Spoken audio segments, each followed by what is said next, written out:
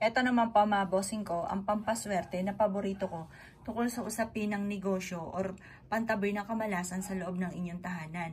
Gawin nyo lamang po ito ng Tuesday or Friday. Pero kung ikaw po ay abala, gawin nyo ito kahit anong araw nyo ito mapapanood dahil bawat araw na dumarating ay sayang namang at maaaring ikaw po ay kaagad pong umasenso or magkaroon ng malaking benta matapos nyo po itong gawin mga bossing.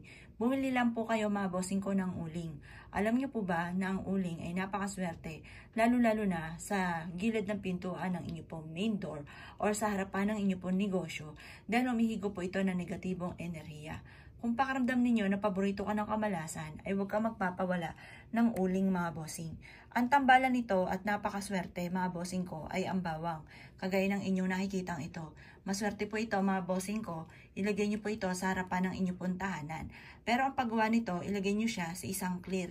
Nilagay ko siya sa isang clear na lagayan para nakikita ito ng personal at nakikita rin po dito sa salamin. Ibig sabihin po niyan, maaaring madoble-doble ang blessing. Ngayon pa mga bossing ko, ito itutulungan ka para lagi kang i-adya kung saan lagi ikaw isuswertihin. Proven po ito mga bossing.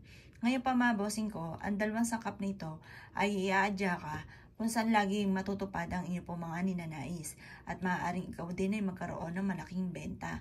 Basta pagsamahin nyo lang siya at gawin nyo po ito sa umaga lamang, na mga bandang alas 7 ng umaga. Pagtapos yung pagsamahin, mag-wish ka na ng mula sa inyo pong puso na lahat ng inyo pong mga ninanais. Proven po ito mga bossing. Basta kapag nag-wish ka ng ganito mga pamamaraan, ikaw ay may 100% na paniniwala. At ikaw po mga bossing ko, ilalo nyo sisipagan at tyaga-tyaga at makakamit nyo kung ano man ang inyo pong mga ninanais. Ngayon pa mga bossing, kung ikaw ay gagawa ng ganito, huwag nyo muna itong ipagsasabi. Pero mas mainam maglagay ka na ng ganito sa harapan ng inyong tahanan or sa loob ng inyong tahanan or sa inyo pong negosyo. At magdudulot po ito ng malaking benta araw-araw. Kaya kung ikinaniwala at naisyo po itong gawin, ay siya mga boss, good luck po sa inyo po lahat.